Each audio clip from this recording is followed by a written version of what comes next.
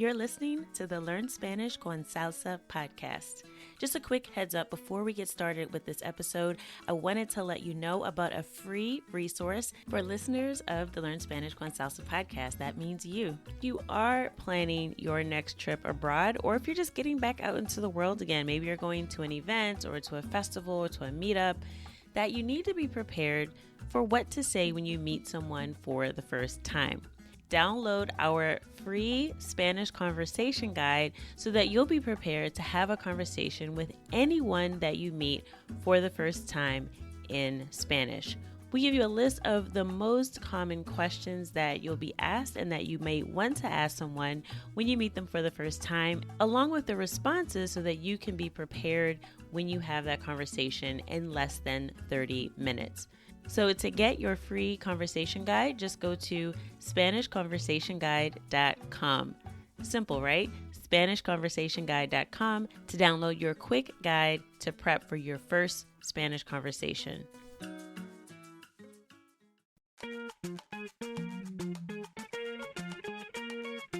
Bienvenidos! Welcome to the Learn Spanish con Salsa podcast, the show for Spanish learners that love music, travel, and culture. Close your grammar textbooks, shut down the language apps, and open your ears to how Spanish is spoken in the real world. Let us show you how to go from beginner to bilingual. Here is your host, certified language coach, Tamara Marie. Hola, bienvenidos al episodio 167. Welcome to episode 167 of the Learn Spanish con Salsa podcast. Now, if you're like most Spanish learners, I know that listening and understanding Spanish can be one of the hardest parts of really getting to fluency.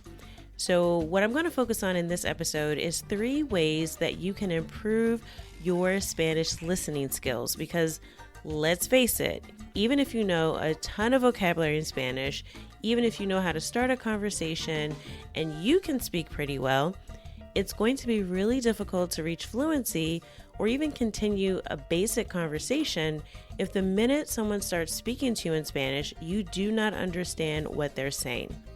Now, there are many reasons for this. A lot of it has to do with the fact that native speakers generally speak pretty quickly.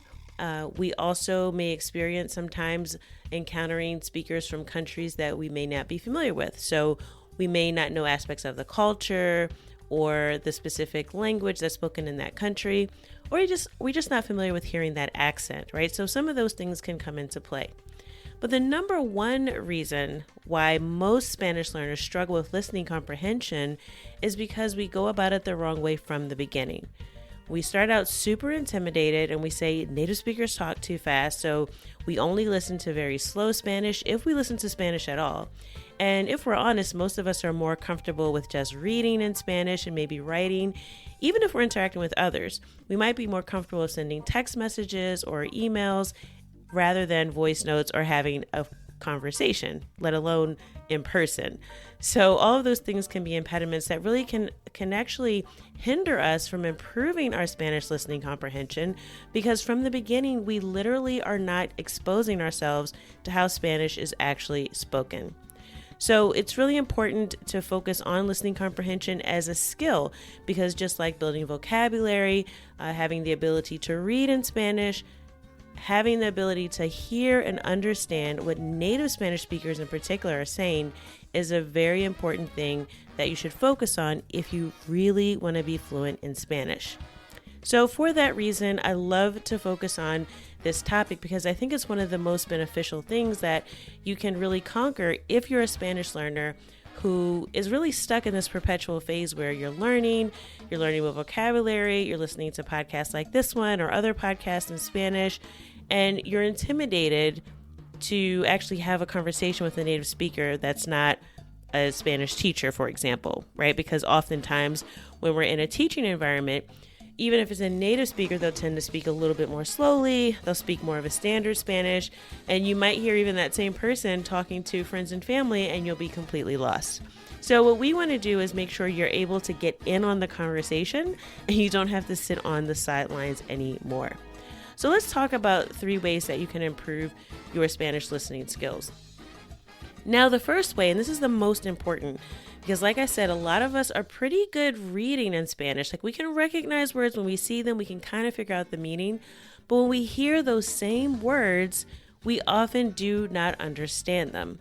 So my first suggestion is that anytime you are learning new vocabulary, learn it with an example in context and listen to the audio. So anytime that I advocate for expanding your vocabulary, I'll say, you want to learn words from a particular source. And I'll talk about that in sort of my next two steps that you can use. But regardless of the source that you use, you really want to make sure that you have some audio component, whether you're learning single words or phrases. Usually it's going to be a mixture of both. You will want to hear how the words are pronounced at natural speed by a native Spanish speaker as you are learning that vocabulary. That way, from the very beginning, you will know how the word is supposed to sound. Instead of, kind of reading it on our own, and we may be saying it in our own voice, right? We have that internal voice that we have going on while we're reading. The problem with that internal voice is that oftentimes it has incorrect pronunciation, right? So even though we may learn a new word, we're reading like tango, and we haven't heard a native speaker say it as tango, and we're like, oh, that sounds really different, right, than how I heard it in my head. Well, obviously, right, because you're not a native speaker. So it's really important that anytime you're learning new words or phrases, that you add an audio component to it. And the way that I suggest that, there's two ways that you can actually incorporate that into your learning. The first way and most easiest way is to use a flashcard app, something like Quizlet, which is something I generally recommend. And I'll include all these links in the show notes as usual. So just go to learnspanishconsalsa.com/167 for episode 167, and I'll link to everything that I mentioned in this episode. But Quizlet is great because even though it's more of like a computer generated voice, it still gives you the correct pronunciation. So you can actually create a deck of flashcards of words and phrases, and then you can turn on the audio option so that as you're reviewing your flashcards, you're actually hearing the words as you're seeing them. That means that you will start to associate the word with its correct pronunciation, and you'll be a lot more likely to understand it when you hear it in the real world. So that's my first tip. You want to make sure that you always learn new vocabulary with audio. Now, the second thing that I recommend, and the second way that you can really improve your Spanish listening skills, is by using conversations to learn from. Now, that could be either conversations on a podcast, it can be conversations with your own Spanish tutor or coach, or it can be listening to something like an interview.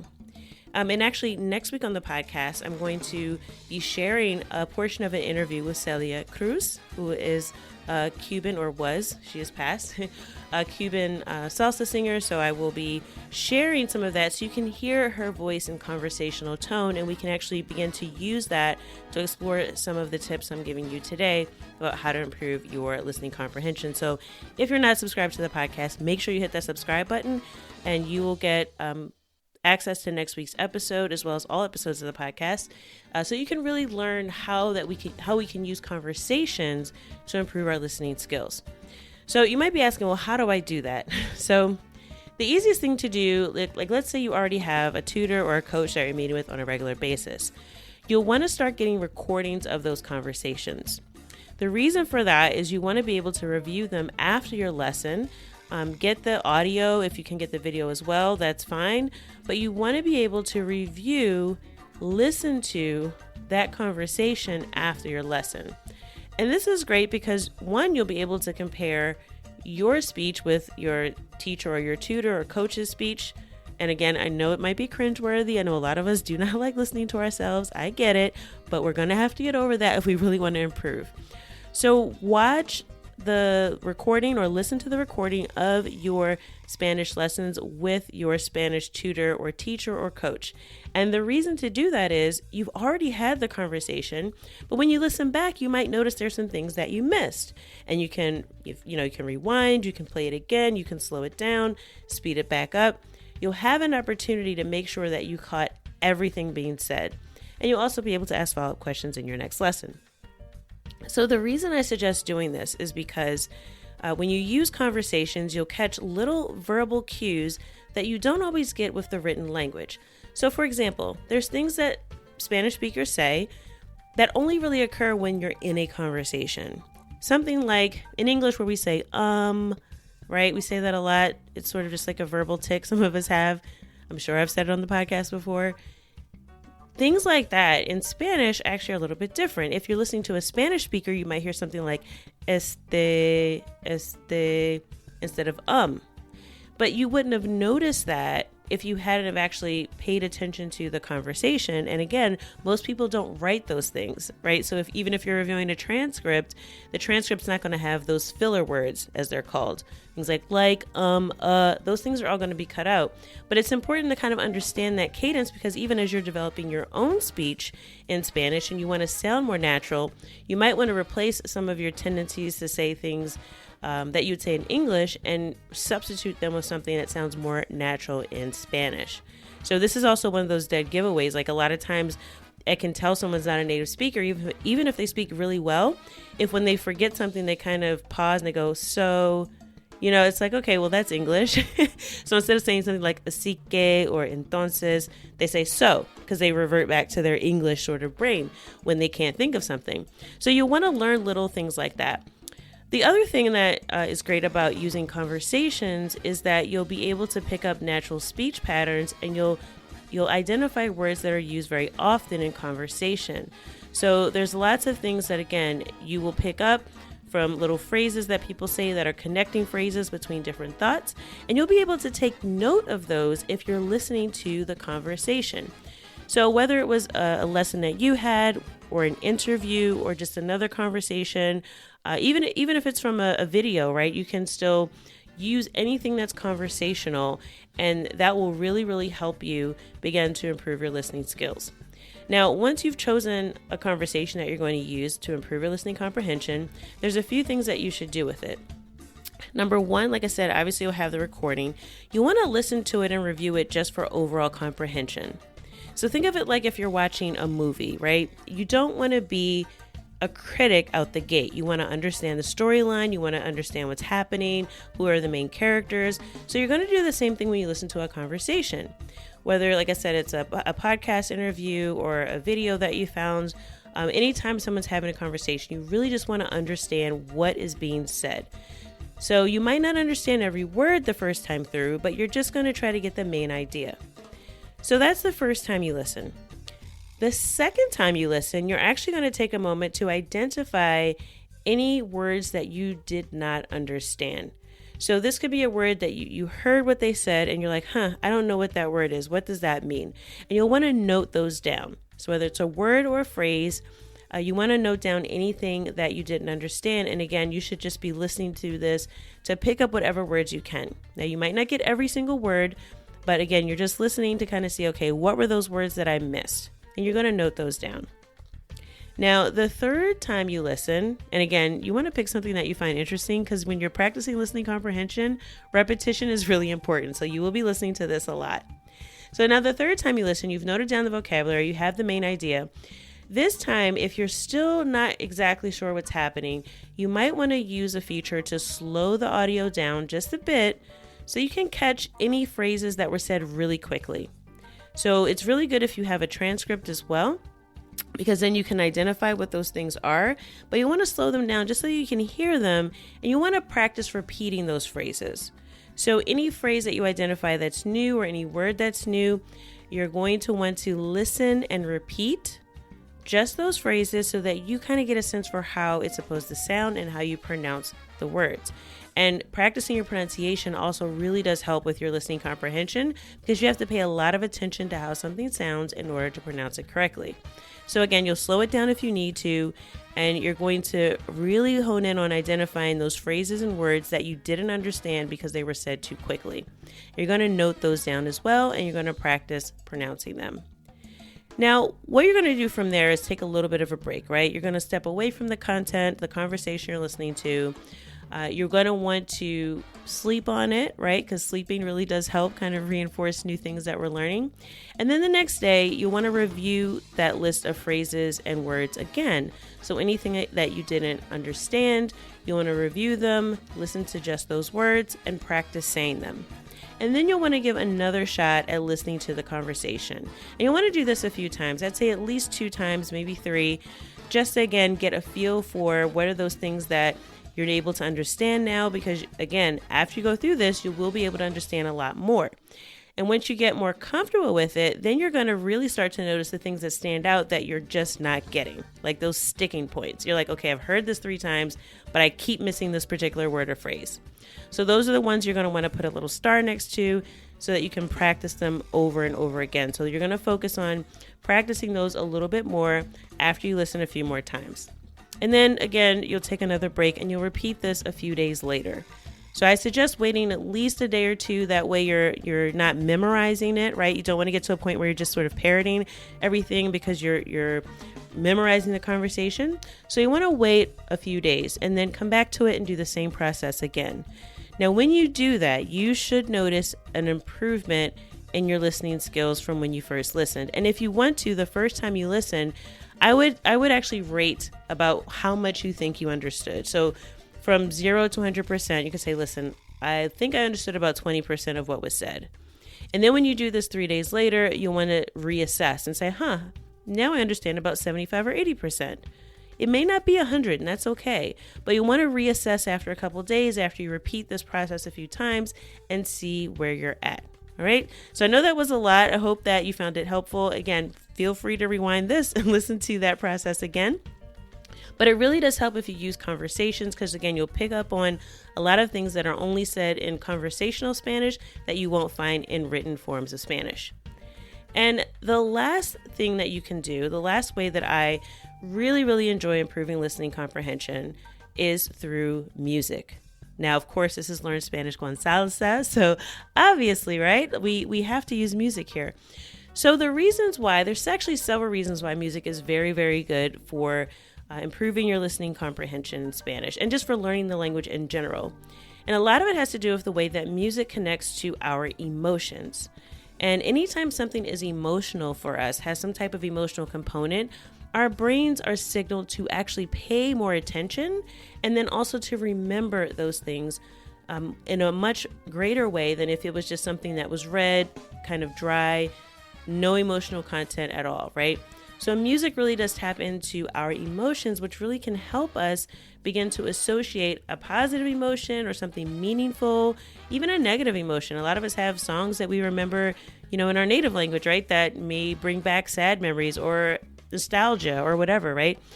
That's what music naturally does. So we can use that power of music with language learning to help increase our ability to hear and understand and retain what we've heard and understood with Spanish. So music is great for that. It also has a rhythm to it and is content that's always by native Spanish speakers, right? So they're singing in their own language. I mean, unless you're listening to the Justin Bieber remix of Despacito, right? Like normally when there's a song in Spanish, the singers are native Spanish speakers. Anyway, but yes, music is great for all of those reasons. It also has a lot of repetition, especially the chorus of a song. So I always recommend, if you're going to choose a song, that you start with listening to the chorus, because it's going to have a lot of repetition and it's going to repeat over and over again. So you will be able to pick up on what's being said in the chorus a lot quicker than, say, one of the verses of the song where you may only hear a phrase or word once. So the third thing is picking a song that you really, really love, something you just like the sound of, even if you don't understand any of the words. And you're going to use the same process that I mentioned with conversation. You're going to listen to the song a few times just to get a gist of the rhythm of the song, kind of what it's about overall. Then you're going to listen to it a little bit slower. And as you do this, you're going to note down any words or phrases that you didn't know. Something that was new to you, something that maybe you've heard before, but you just keep forgetting. And then you're going to want to review those words and phrases and practice your pronunciation.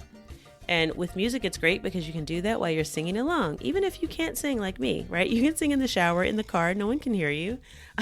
Perfectly fine. So you can sing along, and it'll also help you improve your pronunciation, and those words, you'll start to learn them and they'll start to sink in, and you'll start to remember them a lot better. So music is a great tool. And again, learnspanishconsalsa.com. You can go and find past episodes of the podcast, including our episode from last week, where we have reviewed different songs that you can listen to and practice this method on your own. So as a review, the 3 ways that you can improve your Spanish listening skills are: number 1, always learn new vocabulary with audio. Number 2, use conversations to improve your listening comprehension by listening to them over and over again, following the method that I laid out in this episode. And number 3, harness the power of music to improve your concentration and memory by listening to one of your favorite songs and learning new vocabulary from those songs. Anytime you begin to do this, you will not only build your vocabulary, but you'll improve your ability to listen to and understand native Spanish speakers speaking the language at its normal pace. So I hope you found this episode helpful. As always, if you have any questions or if there's a song request or something you want to hear on the podcast, feel free to message us at Learn Spanish con Salsa. You can also email me directly at host@learnspanishconsalsa.com. And as always, I hope something you heard in this episode has helped you go one step closer from Spanish beginner to bilingual. Hasta la próxima.